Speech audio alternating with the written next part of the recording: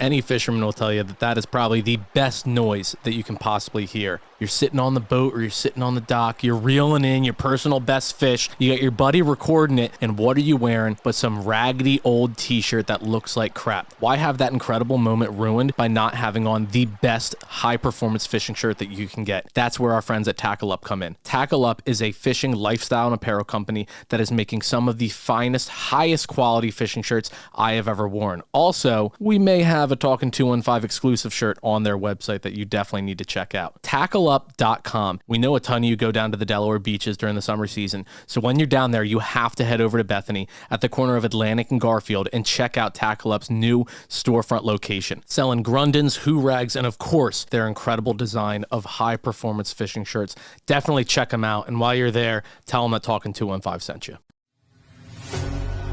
Welcome to Talkin 215, your go-to podcast for everything you need to know about Philly sports. Whether you bleed green, trust the process, fly with the Flyers, or fight with the Fightins, this is the place where we break down Broad Street. Jake, Sean, and Joey deep dive into the heart of Philly sports culture, breaking down games, roster moves, and sharing the stories that make the 215 truly legendary. So grab a cheesesteak, settle in, and let's get to Talkin 215. Now here's your host, Jake Biasato.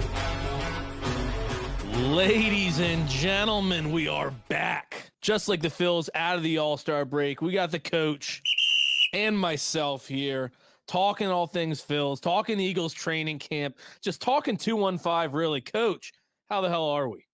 We're doing good, man. I'm excited. We're getting into training camp here with the Eagles. You got the trade deadline coming up post All-Star break with the Phillies here. I'm loving this time of the year right now. We're ramping up. No, exactly. Every week when we're really getting close to episode time and all, I posted that question last week where I asked Philly, I was like, look, what do you actually give a shit about? Like, we all talk about, like, we made a joke on Twitter and Instagram today about how training camp's about to start. And we're going to have all these Eagles players having fun and everything. And we already know WIP is going to make just the most outrageous rumor stories and everything. It's like, in the number one thing we're hearing is like, not that. Not clickbaity, not just trying to get your attention when there's really no substance to it. They just want substance-based, true and honest Philly sports talk. And really what I want to talk about is, is a person you've talked about a ton, Bryson Stott. I mean, he is going to be coming out of this All-Star break very cold. I mean, he was fine. He was about the same exact Bryson Stott that we've seen the entire season in this first series against Pittsburgh. But this is a guy, if you look at his history, other than his rookie year, which obviously we know he started like a 170 hitter, got sent down, came back up, was batting like 300 late in that run. Like last year, the end of the season actually was one of his worst. Like he didn't finish the season as strong as he started it. So we're going to need to see a new Bryson that we just haven't seen this far this season. And honestly, I don't know if we're going to see it this year. Still really trust that he's going to be an incredible prospect, but this just might not be his year. Yeah, I'm going to take a page out of your book. When you do comparisons, I think you called somebody without a haircut or something. Who were you comparing a pitcher? And you said, "Oh yeah, yeah." When Wheeler, or no, not Wheeler. Was it Wheeler? Oh shoot, we were talking about we were talking about Syndergaard, and I said once Syndergaard lost his velocity, he was I was like, oh okay. I'm going to edit this, make it a little bit better in post.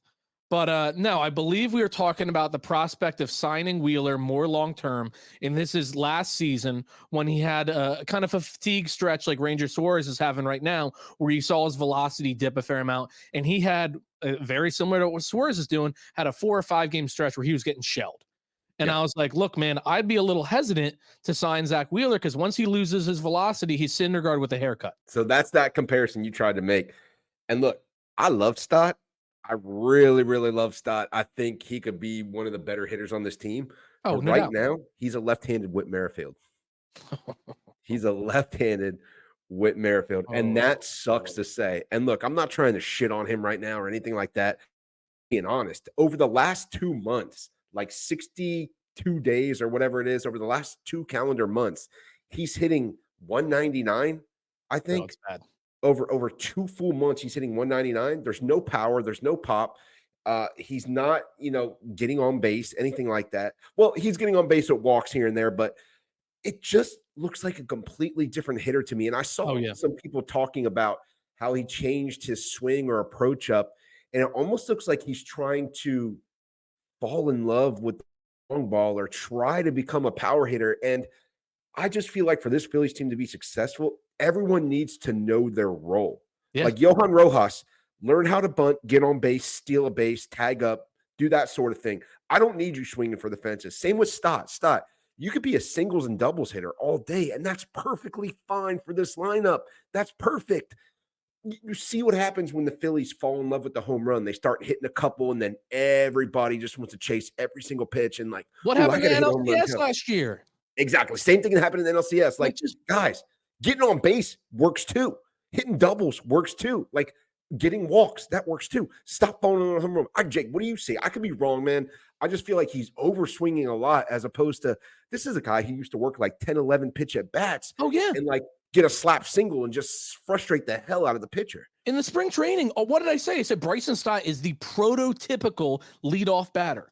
I said he's got plus speed. He's a guy that's going to work 8, 9, 10 pitch at bats, which we talk about all the time. A pitcher that gets off to like, man, my first batter, even if he gets him out, if he has an 8, 9 pitch at bat, he's like, damn, like I got to get through the next two guys pretty quick, or I'm going to be looking at getting the hook in the 5th inning and everything. So it sets everybody behind the 8 ball. And even when last season he'd get in an 0-2 count, you know how many times I'd be like, oh, damn, 0-2. And then you blink and you're like, holy shit, it's 3-2. Like he's battled back into it. He stays alive. He's fouling him off. He's pulling a Bobby Abreu, just fouling off 5, 6, 7 pitches, just keeping the at bat alive. So even if he gets out, you're like, you know what? That was a pretty productive at bat. There's nobody on. He worked the guy 11 pitches, so he's not worried about getting a guy over anything. But he worked a good long at bat, and he made the guy work for it. And now he's already more fatigued, whatever. And now you're seeing 0-2 bases loaded, 2 outs. Bryson Stott, and there's one not even thrown the same zip code, and he's looking like Bugs Bunny swinging and spinning around. I mean, I saw him last week, right before the All-Star break, have one of the worst at-bats I've seen a professional hitter have. Was that the game he was 0 for 4 with 4 strikeouts? Yep. Maybe? It was 3 straight strikes. Well, 3 straight swinging strikes. He didn't. One of them almost hit him, didn't it? Oh, yeah. The last one, the one that struck him out on, nearly hit his back foot. It was a back foot slider. It nearly came all the way through and hit his back foot. Obviously, it wouldn't have mattered because he swung anyway. But it's like, dude, like you said it perfectly. Know your role. That is like how many times the famous meme, like, you're not that guy, pal. You're not that guy. Like, Stott, you're not that guy, pal. And I don't think he should be. Nobody said like, oh, you know, the one knock on Bryson Stott is his lack of power. When he was hitting well, when he was a 300 hitter, nobody was like, yeah, but you know what? I wish he had more pop. They were like, hell yeah, this guy's getting up, roping a double opposite field down the line. He's legging it out. He's fast as shit. He's doing everything you need. He's a gold glove defender. Like this guy is perfect for that 5-6 hole that they were typically having him in. And then obviously Castellanos was hot at the end of last season when Stott was catching his. So it was like, damn, he'd get on automatically. You're like, okay, it's an RBI because Castellanos is going to rope something here. And now, right, it's just an automatic out. And we love like that he acknowledged it, that he posted the, you know, I'm not going to lie, they had me in the first half. Like that meme that he posted. Love that. You want to see your players acknowledge it. You want to see your players know their shortcomings. But it's like, dude, just saying that you had a shit first half. Okay, that's great. Everybody in the whole world knew that you sucked in the first half of the NBL season. Now, what are you going to do after that? Because you just went 0 for 3 in your one game coming out of the All-Star break, and then you didn't get played in the other 2.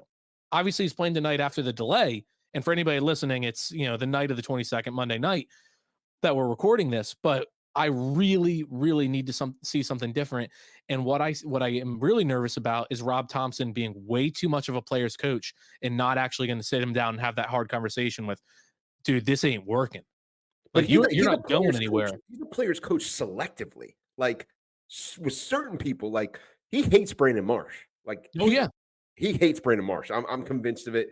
He hates Brandon Marsh, and he loved Whit Merrifield until I think Dombrowski made that call and was like, "Hey, man, you can't." It's almost like a scene from Moneyball. I'm gonna lose my train of thought. Moneyball, when Brad Pitt and the head coach walk in. He's like, "You can't play Pena at first base tonight." He's like, "I'm playing Pena at first base." He's like, "You can't play him because I traded him." Yeah, that's going to be no longer on this team. He's no longer on the team. He's no longer on this team. Hatterberg's at first. Like that's what Dombrowski did. You can't play Merrifield tonight. He's playing. No, he's playing. Nah, he's not on the roster anymore, so you can't find somebody else. No, and I think that's what like drives me wild is I see things like, oh well, Ober, the pitcher tonight for Minnesota, has reverse splits. He's better against lefties than he is righties. And I'm thinking to myself, oh, now Rob Thompson wants to believe in reverse splits. Yeah. And Now, all of a sudden, he wants coming to out of be the analytics?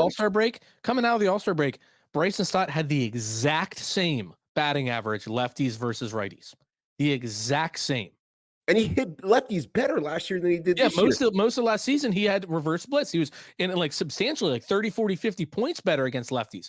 I don't get it. He's so selective with his analytics. It makes absolutely zero sense when he's like, okay, well, yeah, I mean, baseball will tell you righties hit lefties, lefties hit righties. So that's how we're going to build our lineup. And then just completely ignores, like, that's the quote unquote analytics, but then completely ignores the actual factual stats right in front of him saying, like, okay, Bryson Stott is batting 320 against left-handed pitchers. Oh, but he's a lefty. So, we obviously he can't play in that role. And it's ridiculous. And then we posted a stat just the other day. Jeff Hoffman, 5, Matt Strahm, 6, and Orion Kirkring, 7, have allowed fewer earned runs combined in 114 innings than Jose Alvarado, 18, has allowed in 39 innings pitched. And obviously some of those have changed. Orion got allowed 2 runs, one of his in game 2 of this past series and all. Like, and I don't think Hoffman or Strahm allowed any. But either way, they changed a little bit. So I think but either way, they still are either at the same or only slightly above in 4 times the amount of innings. And look, everybody that listens to the podcast knows I love Jose Alvarado. Like, I love when he was like, "Oh, I'm a fat boy. I'm a Yeah, I love it. grizzly bear." Like, that was hilarious. Great guy. We've seen him go on historic runs where he's just absolutely lights out. But right now, he is nothing but a liability. And in game 1 coming out of the All-Star break, if you wanted a lefty in that spot, Matt Strahm should have been your guy. You mean Jose the All-Star with the Alvarado. best ERA for a left-handed reliever in the league? You mean Oh, that yeah, guy? I mean, possibly, yeah, sure. Like, Rob Thompson, you heard it last year when he was asked about, oh, did you ever have any thought of pinch hitting for Rojas in situations where it was like bases loaded in game 6 or game 7? Like, and he was like, oh, after game 3, like, Rojas was so upset and knew that he was costing or like hurting the team at the plate, or he was saying it. And I put my arm around him and told him, like, no, don't worry, you're my guy. The hell with that, man. Dude, you're like, he knows he stinks. What is, you're trying to be like, oh, well, I'm trying to instill confidence in him. Okay. Like, his confidence is so low. He's coming to you saying, like, hey, man, this is on me. I suck. No, it's okay. I'm going to run you out there anyway. That's not doing anything for him. All that is hurting your team. And you see it all the time. Like we said, with Merrifield. Now you have Jose Alvarado, who right now should be your low leverage like pitcher. He shouldn't be brought in any situations, obviously, unless it's a bullpen game. You get, the starter goes out early, there's injuries, whatever. But Or you work your shouldn't way have back. him. Work your way back into that. Exactly. Maybe He one day needs you to do a earn that 6th role inning. again. One day you do a 6th inning. If you do well, next day you get the 7th inning. You do well. The next opportunity you get the 8th inning. You do well, then the 9th. Like, it should progress. Dan, I'm telling you to clip this because I got a thought that I've been holding on to this whole time. So everybody listen, this is Dan. He's a producer. He's incredible. I'm going to ask you a question here, Joey, and Dan, you're going to clip it. When in the past 3 years do you feel as though anybody has earned a spot and Rob Thompson has given it to him? Ooh, earned it, then received it. Yeah. Because we've seen plenty of guys that were like, damn, what else does this guy have to do to be given this opportunity? And they never get it. They have, like, eventually there's injuries and you're like, okay, like, yeah, they finally brought him up. If he's lighting it up in AAA and they're like, okay, well, now we kind of have to bring him up. But he'd been doing it for 2 straight months and it was after an injury before he finally got a call up. Or he's absolutely shut down in the 7th inning, but never is brought in the 8th or 9th unless it's like, okay, well, it's all righties and we have a righty here. But he still refuses to name a true closer of this team. When has anybody earned and been given a role on this team? I'm going to be honest. That's a great question because I could think of guys that I thought have earned it and didn't get the opportunity more than I can the other way around. Yeah, you can think of a dozen guys that you're like, wow, he really should be given more of an opportunity right now, and they're just not. And look, and Jake, let's just say this: we're the best. We got the best record in baseball, right? I think Rob Thompson more often than not knows what he's doing. But if I can be critical of him, I know we're nitpicking the lineup, right? Like when you got Bryce, JT, Schwarber, Turner, casted those guys, boom, it shouldn't really matter what order and how those other guys put out. You should be putting up runs. Same thing with the starting rotation. When you have guys in the starting rotation that do well, it shouldn't matter. My biggest gripe with Thompson, and it's been the one for going on 3 years now, is his pitching selections when we're in high leverage just seem to be either throwing darts, like let's see about this guy, or not having a feel at all. Like and I'll give you an example. Guy's dealing at 75 pitches, but he allows the leadoff batter on in the 7th inning. Yep, pull him. He's done. Well, just Get the him other out of night, here. Tyler Phillips only had 85 pitches and allowed 0 runs on like 3 hits, and he's pulled. And Sir Anthony came in, and look, we won the game. We had a 4-run, 5-run lead, but at that point, I'm like, 85 pitches. The kid's 26 years old. It's his 3rd start. We just taxed our bullpen the other night. Yeah, but that's one that you could probably have 50-50. People will be like, oh, you know what? Like we're watching guys get fatigued and swords. Like you get 50-50. There's other times where it's like, dude, what do you like? And it'll go reverse too. A guy's getting shelled and he'll be like, you know what? Stay out there until you die. Like, screw your ERA, screw your stats. It's going to be yours until your arm falls off. And then you guys absolutely shove in the very first sign. He'll like throw 2 balls in a row. And he'll be like, oh, give me the righty. Like, get him out of here. And it just doesn't make sense. And then, like you said, the situations in which they're brought in, like Ruiz should be off this team. If they don't find his replacement and get him off this team by the trade deadline, they're not serious. Like, how many times do we actually say that? Oh, if this doesn't do this, you're not serious about winning. But Ruiz absolutely blows. I'd rather have Garrett Stubbs pitching than Ruiz. When do you see Ruiz in game? You only see Ruiz in games when we're losing 7-0 or we're up 8-0. Like, there's no other time when you see him in the game because he was brought into a 2-run game the other day. Which, because nobody was left. But yeah, that was bad. I mean, he's not good. I guess my point is this, is situationally, when you're doing high leverage, I understand pitchers can't always pitch back-to-back days or somebody's fatigued. I get that part, Jake, but this is my thing with scouting reports. And I'm not saying I know more than Rob Thompson and Major League managers and shit. I'm just saying, let's just say the next guy up at the plate walks a ton. He's a patient hitter. He doesn't have a high chase rate. And you bring in Soto or Alvarado, who's wild, or Sir Anthony, who's wild, and they like guys to chase. They like aggressive hitters. They're best against the guys that are kind of like us in the NLCS. I want to hit a home run on every pitch. Oh, there's a guy on second. I need to drive him home. And they'll swing and everything. That's when I want those wild guys in. But if you have a patient hitter, a guy that'll walk, I'm not bringing in Soto because this guy ain't chasing that shit. The shit that bounces, off the plate or is over somebody's head. They're not doing that. And all of a sudden you walk them and they're on base. And those guys suck from the stretch. So to me, that's where I think there's a little bit more of an understanding that comes in with like high leverage. I was racking my brain thinking, why do people keep linking like relievers to the Phillies? The Phillies have a good bullpen. Then I'm thinking to myself, damn, come playoff time, as far as trust, and I'm not talking about like, yeah, this guy's good or has been good. I'm talking about against the Dodgers or Braves in the playoffs. Who do I trust in a 1-run game? It's Hoffman and Strahm at this point for me. That's it. Like I really like Kerkering. Yeah, me too. A 1-run game against the Dodgers, I'm only trusting Hoffman or Strahm. Like, and I really like Soto's had a good past 2 months. He had a game or here, start like an inning or 2 here where it's not been great. It's low leverage with him. It's low leverage with him. So there's not overall, pressure. He's given up like 3 or 4 earned runs in his past 20 innings. Like, that's great. And same thing with Sir Anthony. Overall, like, he's had an inning or 2 here where it's not great, but for the past 2.5 months and 25 innings, he's only allowed a handful of earned runs. That's all wonderful. And look, I'm about to go very positive right after this because again, we're the best team in baseball. Like, we're not going to sit here and be those guys. We're not going to, like, the big difference though between us and all these not named radio stations are they're making stuff up. We're having gripes that we just want to get out there and kind of point out, and we're not making shit because we want to win a World Series. That's all. Yeah, exactly. We say it all the time. In a 162 game season, every game matters. That's our mindset compared to a lot of people. Like, oh, it's a long season, it's a marathon, not a sprint. No, we've seen so many things, series, everything decide by one game come the end of the year that I want to take every single win I can. And when you leave meat on the bone, that's just not right. I was raised that you clean your plate and you lick it clean. I'm not, you don't get no dessert. If you go in there and you're leaving your broccoli, you're leaving your zucchini, your asparagus, whatever, You leave a little meat, little potatoes on that plate. All right, that's fine. I hope you're not hungry later because you're not getting anything else. You can come back and finish this cold meal, but in baseball, you can't. You left the meat on the bone, it's gone. You got to clean that plate. Bro, it's the Phillies have squeaked into the last wild card spot in 2 of the last 3 years by like 1 game. And that was I'm talking about before they expanded it, like the expanded playoffs, and we still needed that. So, like, for people to be like, oh, you guys are bitching in July, you guys are bitching in June. And Jake, let me ask you this, and I'm gonna sound like a doomsday prepper here. Like, it is what it is. All I hear when the Phillies have crushing losses that they shouldn't lose. You lose 18-3 to Oakland. That's unacceptable. You drop 2-3 to Oakland. That's unacceptable. Coming out of the break, you lose 2-3 to the Pirates. That's unacceptable.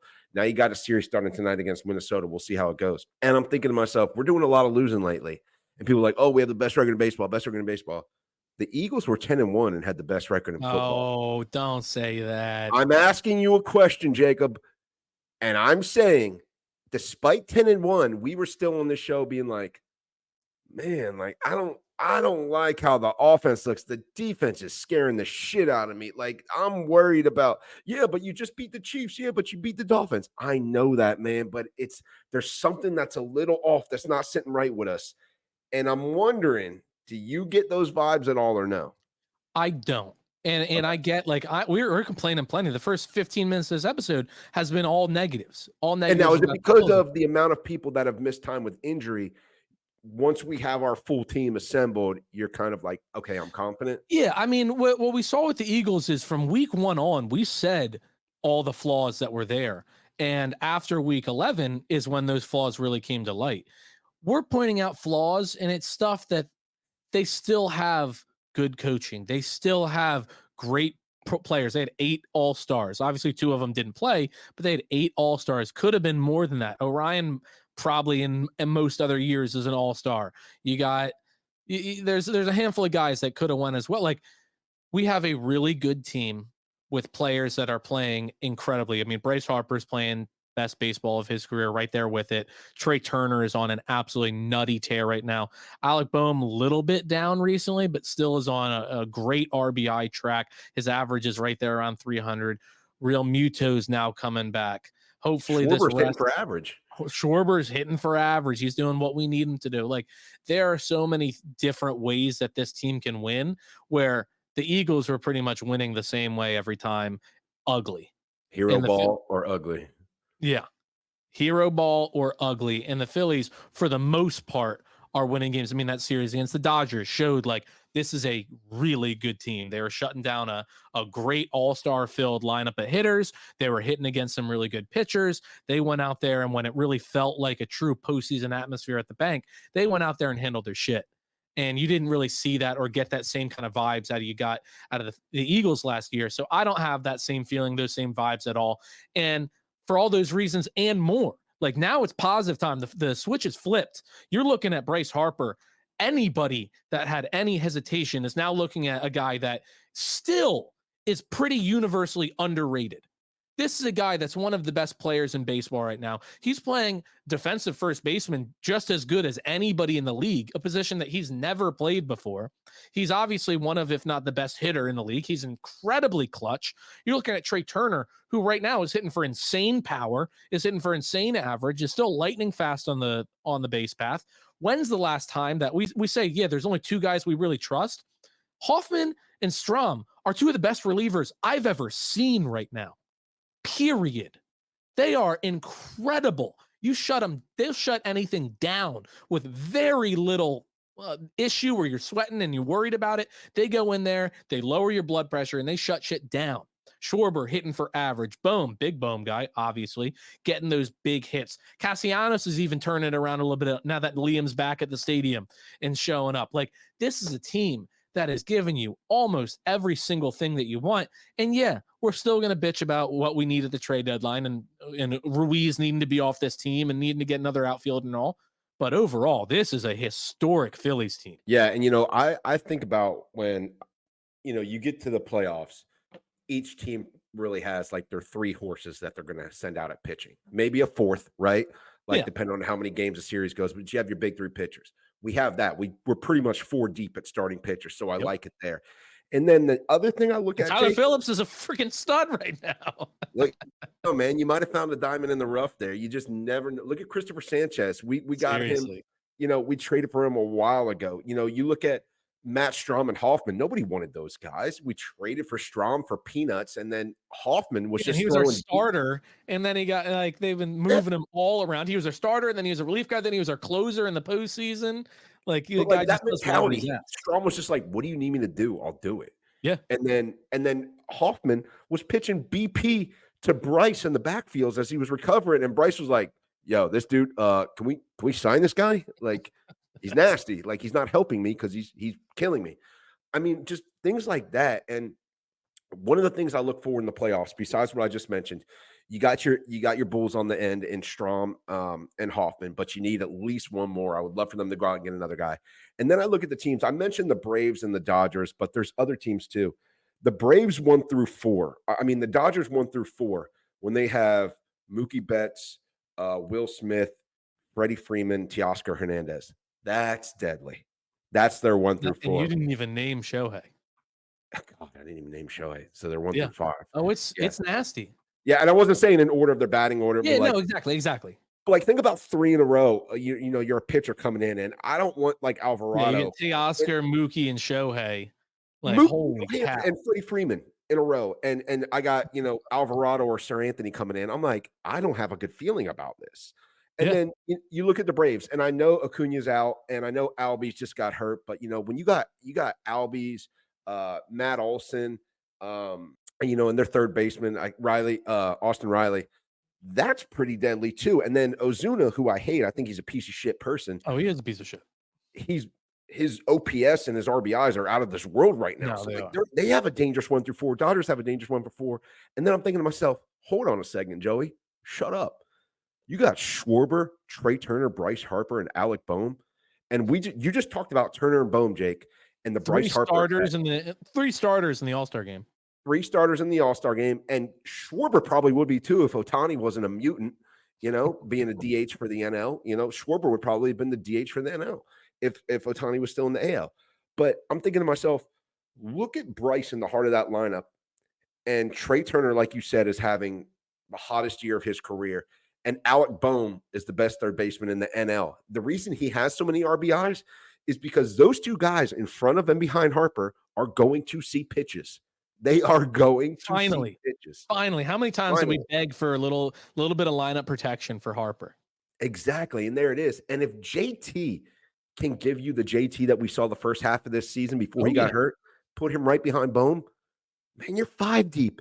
And this is not even. That's not mentioning Cassie. Like Stott, we already let it off. Like, but the Stott but the big thing with that is, I have no expectations of him doing anything. So anything he does is icing.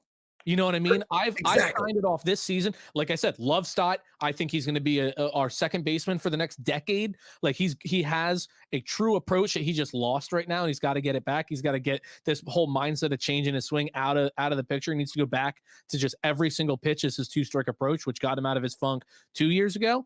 But this is writing him off. This is saying Stott's a lost cause this year if he does figure it back out. And if Castellanos stays again, the past 2 months, he's probably a 280 hitter, Castellanos. I'll have to look at it. But I feel like Casty kind of lives for the moment too, right? Like he was good in the playoffs. Yeah, Biden dropped out and Casty went off. You name an event, and Casty's like, I heard about it. I know about it. I got you. Stock market crash. Here's a 2-run bomb. No big deal. But it's like we just named those players, Jake, and that's assuming Stott doesn't find his groove, like you said. That's assuming Casty doesn't get hot like he's done. You've seen him be streaky. Yeah, I mean, Casty's all the way up to a 240, which obviously isn't good enough. But that's enough. Talking about when he was at 170. That should tell you how bad Stott is, because Casty's average is better than Stott's. His OPS is better than Stott. Like, that's criminal. Yeah. But my point is, we're set up so nice. If you want to compare our 1-4 with other teams, our 1-4 is right there. If you want to compare our 1-4 pitching, our 1-4 is right there, if not the best. If you want to compare our back end, our 8 and 9 guys, our 8 and 9 guys are right there, if not the best. So I'm really excited about where the Phillies can go, despite all this doom and gloom shit we talk about. Again, we're trying for perfection here. We want a damn World Series. Give me Also, a how good am reliever. I? I said last month or two, he's probably 280, 286. How good am See, I? that's why you're the best, man. That's why you're the best. That's why you're the host of this show. But look at that, Jake. Look, I mean, give me a reliever and give me a right-handed outfield bat, and let's go win this fucking thing, man. Yeah.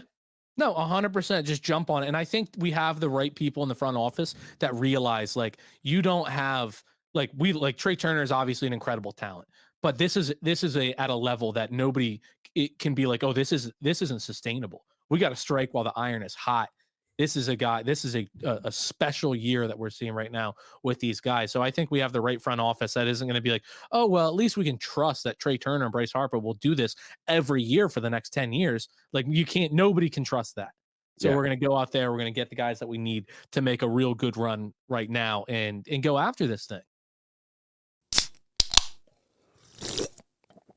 You know what that sound is. That's the sound of summer, and there's no better way to kick off this summer season than with an ice-cold Dewey beer. Dewey Beer recently voted the #1 brew pub in the nation. The nation, #1 brew pub with locations in Delaware and even in Colorado, has some of the coldest, crispest, most delicious beer I have ever tasted. And you're going to be able to get it for free at the Talkin 215 free beer Phillies tailgates. You know we're always advertising them on our social media, but enough about that. Let's talk about Dewey for a little bit. Locally owned and operated, they use only the finest ingredients and go through a painstaking process to make sure that the best product possible is in that can, and you need that can in your hand. Head on over to deweybeerco.com to see where Dewey is sold near you and get yourself some of the delicious El Trono, Swishy Pants, or any of their other incredible beers. Dewey Beer. Let's kick off summer right, folks.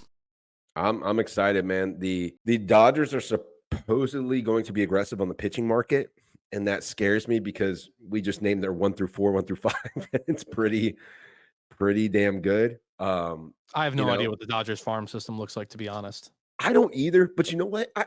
Jake, this is another fucking thing that pisses me off when people are like, oh, Talking 215 or you guys or whatever, like, it's just one game, it's just one game, it's just one game.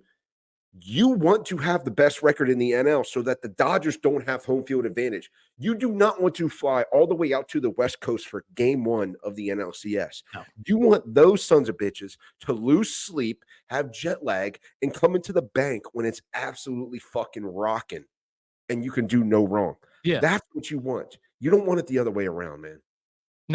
No, you want it to where they're like, yeah, it's coming back to LA, but the series is virtually over. I'm not trying to be I'm not trying to be a snob, a Philly snob when I say this shit. Y'all need to stop talking about, oh, we're 8.5 up on the Braves from 9 on Braves. Man, fuck the Braves. I'm worried about the Dodgers. I'm worried about the #1 seed in the NL. The Braves, I'm not fucking worried about them as far as records go. Do I want to win the division by 10 plus games? Absolutely. But I'm looking at the NL standings. Yes. Like who has the best record? Us, Dodgers, Brewers. I need to keep pace with that. We're setting the bar a little bit higher here than the division now. Oh, 1,000%. I've said there is no better home field advantage in professional sports than Citizens Bank Park. Yep, you see it. I mean, I only see it on TV, but I believe it. Like obviously, people go insane. Like people die at soccer matches like around the world. I'm not a bit like I like soccer, I respect it and all, but I'm talking the 4 major market United States sports. There is no better home field advantage in all of sports, and I've justified it a million times. I'm not going to explain why. But it is Citizens Bank Park in the postseason. And so having that opportunity to get the first 2 games at home and just have a team go back to their city like, yeah, okay, the series is over. Because not only is it getting in the back of the players' minds, you're telling me a fan base is going to go and start a series where they're like, okay, we're down 0-2 against the #1 team in the league. Yeah, the first 2-3 innings might be, but when it's still a tie game or the Phillies go out to a lead, that whole fan base is already going to kind of be like, all right, like, wasn't there a manager that said, let's start moving past this? Wasn't there a manager that said it's 3.5 hours of pure hell? Yeah. Oh yeah. I couldn't remember what it might have been Sticker for the Braves. It might have been that, but he described it as what is it like playing in Philadelphia? And he said it's something like it's 3 hours of just pure hell. No, I'm looking it up right now.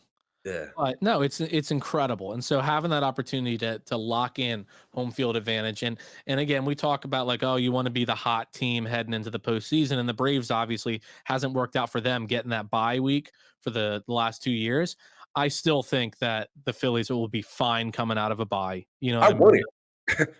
Like I want the bye. Yeah, I do not want to play a week of baseball, regardless of whether we sweep or not. I want the bye. Because Jake, think about this, and you obviously know this, so I'm not like telling you any new information shit.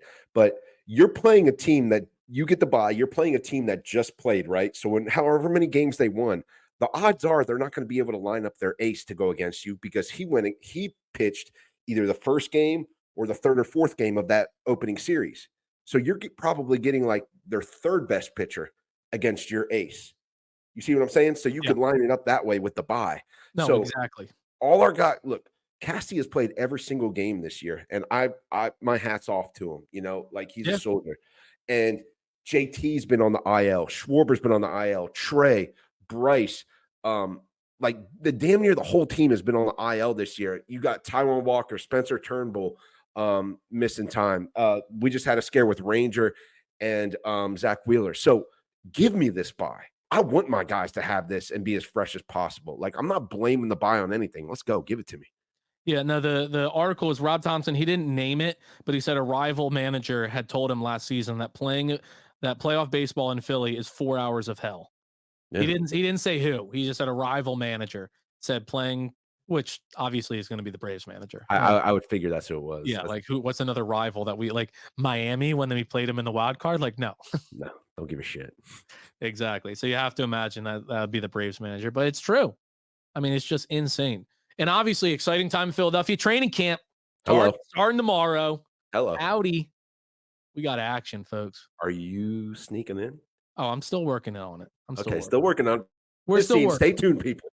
Stay tuned. We anybody that follows it along, I was on the Eagles emergency medical staff last season. A new company took over the emergency medical staffing, and I do not work for that company, and they are currently full to the brim apparently with employees, which I don't believe because everybody's short-staffed in emergency medicine, but they say they're fully staffed, so that's wonderful. But I still made a lot of contacts over there, so I'm making some cold calls. And I mean, again, I talk to you. What's the worst they're going to say? They're going to say no. No. Yeah. Loser. Yeah. I'm going to call up, hey, so-and-so. I don't know if you remember me when we met last season. We talked a bunch during training camp and all. Unfortunately, new company took over, but you know what I can offer to this team. Is there any way that I can help you guys out this training camp? You got to name drop Doc on there. Yeah, exactly. Dr. Mesa, if you ever heard of him, he's the one of the head providers at Delaware Orthopedic Specialist. Why trust anyone other than a specialist? DelawareOrtho.com 302-655-9494. Maybe you heard of the guy. No big deal. Yeah, not a big deal. We're tight. I'll just be like, have you heard of Mike Trout? Yeah, I'm a fan of like his. My best friend. Just take my word for it and let me in. So yeah. Well, they don't have Trout's number. Be like, yeah, call him up if you dare. Yeah, just give him my number and I'll do my best Mike Trout impersonation. This is Mike Trout, Los Angeles outfielder for the baseball team. Hello, Mike Trout, center fielder for the Angels. How can I help you? Let Jake in because he's the best at that. Go Eagles. Go Birds. Yeah, and the training camp starting here tomorrow with mandatory I like how they have rookies and veterans and everybody reporting at the same time. Like they did their rookie camps, they did their OTAs and everything. Training camp, they're coming down to business. And something I'm really interested in watching this is some of the negatives you heard about Vic Fangio last season with the Dolphins, where you had some of these players that were pissed off that he like expected every single person to give 110% the entire year. How dare he? I know. But they apparently his veterans didn't love him because he treated him the same as everybody else. And he's like, okay, well, like the Dolphins offense is great, but their defense sucks. Nobody is above the team. Exactly. He had a team full of Travis Fulghams out there. And so I'm interested to see what this training camp's going to look like, because there's nothing I love more than accountability. You know what I mean? We talk about it all the time. Like, man, I wish you'd see every now and then like a coach get into it with a player. And then afterwards you think okay, it probably would be better to do in closed door settings and everything. But training camp, for all intents and purposes, is a closed door setting. They don't allow any cameras once the official started training camp starts. They anybody there caught with their phone is either they confiscate their phone like in high school, or they say, hey, you're out. You're done. So it's they have that leniency of being a private practice and everything. So I'm interested to see how Vic's going to run this training camp, because I've heard that he is just he wants to get the job done. I mean, honestly, Jake, after last year's performance, they need an ass chewing. They They need somebody that's old school, that's gonna dig, that's gonna stay on them Oh 24/7, yeah. man. If you think Jordan Davis will be overweight with Vic Fangio as a coach, No, absolutely not. he'll be And like, and if Patrick. he is, guess what? You could rotate it in on every other second down or something Yeah, like that. yeah. He'll be Like like, yeah, he'll hold him accountable, and he'll be like, all right, great. You know where you can be fat? Fucking Waffle House. Have fun. We'll call absolutely. you. Yeah, Dude, I love that. I really feel like that type of coaching is what this team needed on yes. defense specifically. Just some slobber knock, just some nasty old school. And Jalen Carter actually spoke to it too. And he said, man, Vic's old school, man. He doesn't let us Yeah. get away with shit. I loved it. I loved it. And we talked about it on a previous episode too, man, about Vic Fangio having Philly ties. His first job was across the street from Franklin Field. He grew up a Philly fan. He still has tickets to Phillies games and Sixers. He watches all those guys. This is like a dream come true for him. It's a full circle moment. So if you think that you're not going to get passion with every attention to little minuscule detail with him, and just there's never going to be a time when he's slacking or the game plan wasn't You drop a prepared. ball, you run a mile. Run a mile.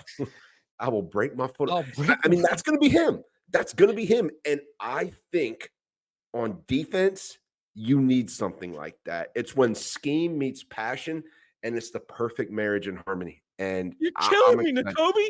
You're killing me.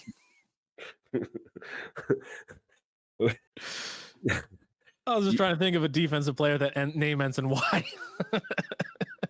I mean, that could be true. Well, again, it's not Y, but it has that EY sound. The EY sound. The Yeah. ending up. I mean, it could be true too. I mean, he killed me most of last season. Yeah. When he played. He needs to go to Delaware Orthopedic is what he needs to do. Oh yeah, he does. Get him back in there feeling right. Stay on the field. Yeah, but yeah, dude, I'm pumped for that shit, man. Like Fangio is going to be bringing the energy, the passion. He's going to love what he's doing. You saw Tyler Phillips talking about how it was like playing for his childhood team, and now Vic Fangio comes the end of his career to coach his child. Like, come on, let's go. No, I'm hyped. And obviously the offense is going to be, I'm excited to see. Again, you see very little in training camp. Like when I was there, I tracked most of it. I think they were running the ball so much. And even in like joint practice and everything, they show so little when it comes to the passing attack and everything. And then they had Jalen running it all the time, which you can never touch a quarterback in training camp. So like really when I was there, they showed so little, which really they could have showed everything. It wouldn't have changed anything because their offense sucked. Their offense was just like, it was ass Madden, and they didn't even go past the first 3 plays. They just said, okay, that one, X, square, triangle. And he just rotated them out and just ass Madden every time. I wouldn't actually, no, scratch that. If they actually had some kind of advanced program where it would like live put into a Madden simulation, okay, it's 2nd and 7 on the 43-yard line. We're down 10. I would trust the plays that came up on Ask Madden more than I would have trust Brian Johnson. No, I agree with that. I agree with you wholeheartedly. What are your thoughts on the reports that came out this week that Nick Sirianni was actually more to blame than anybody else for the stale offense? Okay. Here's my thoughts on this whole thing, man. And it hurts my brain a lot. Every coach, I want to make this clear. Every head coach is going to have his hands on the offense, the defense, and special teams, regardless of his background. Nick Sirianni is an offensive coach. He's in those defensive meetings. He's still going to be in those special teams meetings. Guess what? Defensive head coaches around the league, Bill Belichick, he was still in the offensive meetings too. Okay. That happens. And what head coaches do, you guys all know the blame for everything. If he calls the perfect play and his guy fumbles at the 1-yard line, I got to do a better job of putting my guys in a position instead of saying, I called the right play, dumbass just fumbled. Like you can't say that. 5,280 feet in a mile. And pick up the ball, you run every last one of them. If you see defense just missing tackles, the scheme is perfect, the call is perfect, the alignment is perfect, and they're just missing tackles, a D coordinator would be like, I got to be better there. I got to put my guys in better position to make the play, And no, you didn't. You put them in position to make the play. They just didn't make the tackle. Yeah. So I think that's part of it. I think that's him in his nature is he's going to take the blame. Now, here's my thing. Yeah. It was the same thing week in and week out. Agree. It was the same problem. So when it gets to that point, I do think Sirianni is more to blame. Like, obviously, if you Completely like, agree. obviously Brian Johnson is to blame as well, because a better offensive coordinator would say, unless Brian Johnson was saying, "Hey, we need to change. Let's do more motion. Let's do this," and Nick Sirianni was overriding him, then I think it was probably 60-40 Sirianni, Brian Johnson. But if he was doing that, then obviously it's going to be 80-20 Nick Sirianni. But either way, Nick Sirianni, I think, shoulders more of the responsibility, simply because you never saw it change all year long. I And agree with so, that. I agree wholeheartedly with that. And I think part of the problem was the 10-1 record, believe it or not. That yeah, sounds stupid to say. If you're they're like, "Oh, why change? Yeah, We're if you're winning." 5-6 or 4-7 at that point, see a totally new offense and being like, look, we're scrapping this, we're going with that. But at 10-1, you're kind of like, look, it's not perfect, but it's working. You know, Yeah. Jake, it's kind of like those You're stats putting we you're all like putting that, bad like, feelings in my heart, man. You're killing me, because now I'm thinking of, okay, yeah, and what did we talk about in the wild card pregame show where we were saying, okay, but yeah, this was the kick in the ass they needed. Like, they saw they were stagnant with their 10-1 record. These losses sucked. It was one of the worst collapses we've seen, but now they're going to realize it doesn't work. And then what we see in the damn wild card game, but the worst offensive performance we've ever witnessed in an Eagles postseason game. I agree with you wholeheartedly. I think when the offense and defense struggles and you collapse like that, the blame should go to the head coach. So I am 100% on board with blaming Sirianni there. The only thing I harken back to, Jake, is this. When we had a top offense in the league, when we went to the Super Bowl, when we had guys playing MVP caliber, when Sirianni was able to pick his coordinators, hand pick his Oh staff, yeah, it yeah, they was were great. beautiful. No, And guess what? oh yeah, He had a hand in that offense too, the yeah. one that made us go to the Super Bowl. But where was everybody saying, "Oh, Sirianni had his hand in that"? No, you weren't saying that. You were just calling him the head coach. He had his hand in one of the best offenses that we've had for an entire season, with Jalen Hurts playing MVP type football. And you know what? He wasn't stubborn to where he had to give the ball to the running back inside the 5-yard line. He was like, "Look, if my gigantic quadded quarterback who's strong as fuck can sneak this every time, I don't care if you media people think it's not sexy or doesn't look cool. We're doing it. We're Exactly. scoring." Okay. So I harken back to shit like that, Jake, where I'm like, look, I give him the benefit of the doubt in these situations. Now, we did bring in 2 top tier caliber coordinators. And for him to manage those people now, I think it's going to be a perfect blend of all Yep. the responsibilities and Yep. personalities. No, this is going to be great, because players, obviously veterans, like you got Sean on here talking about how the veterans have talked shit and all. No, you're reading incorrectly into the tiniest little minutia details. When you have Fletcher Cox, you have Jason Kelsey, 2 of the biggest leaders this franchise has seen in the past 30 years since B-Doc, and you had them saying like, "Oh, like in my career, nobody knew when to push buttons better than Nick Sirianni. Nobody knew how to read the room, how to inspire us, how to get us in going like Nick Sirianni. Like I'll die for that man. I'll fight for that man." Like, that speaks way more than Jeff McClain saying, "Oh, reports are that Nick Sirianni hates puppies." Like, all right, Well, cool. Jake, just AJ Brown had a football camp and invited Nick Sirianni to it. AJ Brown doesn't believe in Kellen Moore. WIP headline. Right Is there. this It's the that AJ easy. Brown? It's Hold that on. Did you see easy. this article today? It's not, dude. I haven't watched or listened to WIP in 9 months. It's not WIP. I don't follow them either. It's some random reporter that said the Eagles are going to be rebuilding. So AJ Brown is rumored to be on the trade block to Carolina Panthers. And I'm thinking to myself, do reporters understand how cap works? Do they understand? When you sign a brand new massive Yeah, extension, there's you so much cannot be dead traded cap. in like the first 3 years of that deal. You just No, can't and be. we already went about this with the biggest dope in Philadelphia. Now the stinking sexual harasser, the guy that should never be allowed on a Philadelphia sideline ever again, should have to give back the Super Bowl ring that for some reason they gave to him because he looked like a moron in a fur coat on the sideline, saying, "Oh yeah, the Eagles, have such a short leash that if they're not in a good position by the trade deadline, they're just gonna, Carson Wentz, Jalen Hurts." And we talked about how that makes 0 sense. Right now is the only time they have cap flexibility, and they just signed Smitty, and they just signed AJ, and they just signed Mailata, and they just signed Hurts, and all of their cap hits are going to be highest in 2 to 3 years. So you're telling me that even if they stink this year, they're still most likely an 8-win team at a minimum. even if Jalen Hurts does terrible, which none of us here at Talking 215 thinks he will. So then you're going to be picking in the mid to high teens. It's already a very weak quarterback draft. Who are you going to sign? Russell Wilson in free agency, which, okay, let's say he has a great year this year. He's 1 year older to death. He's going to probably take a regression next year. And at best, you're getting a year out of him, which again, if he wins, then you're still getting a higher draft pick. So you're not getting into the low single digits or teens to be able to move up to get a quarterback. It makes zero sense. Like, take 5 seconds to think before you just say something that spews out of your donut-filled, drooling mouth, you absolutely blabbering idiot, and figure out, okay, no, that actually would make zero sense at all. But no, it's 95% sure that we're signing Deshaun Watson, 98% sure we're signing Russell Wilson. And I'm 100% sure that you're a piece of shit, Howard Eskin. That was a beautiful rant, and I agree with everything you said right there, Jake. Everything you said. I even saw, look, like, I know some Eagles fans try to troll Cowboys fans a lot. Shit, I do it too. It's whatever. But I saw somebody be like, oh, the Cowboys are going to trade Dak for this, trade Dak for that. And I'm like, guys, again, before you speak on shit, Dak has a no trade clause. A no trade clause. So what makes you think he's going to get traded to this sorry ass team and just be like, yep, let's do it? Like, what goes through your heads when he could play out his existing contract, making $60 million guaranteed, and then hit free agency and become the highest paid player in history? What goes through your head? I don't understand this shit.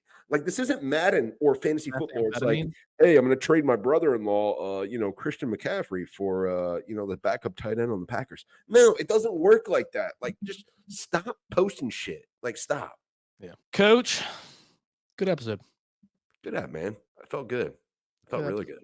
Yeah, looking forward to next week. We'll be down in Dewey doing another live show at the USA Today's #1 brew pub in America. So very much looking forward to that. Going to be setting up a big bucket golf tournament also down in the Dewey area. So keeping your eyes peeled for that. It's going to be benefit and charity. It's going to be a great time playing the #1 game of the summer. And then obviously, when you're out there down at the beach, you got to get some fishing in. So definitely want to wear some sweet tackle up gear to make sure that you stay protected from these harmful UV rays. Coach, final thought. Speaking of rays, how about the Phillies trade for a Ray? Randy Arozarena. I wouldn't be. Shout out Ben Silver for that idea. I'm on the Arozarena train. Ben Silver and I very nearly went to the Rays and trade with the Rays. Ben Silver and I very nearly went to Delaware Park and played poker 2 nights ago.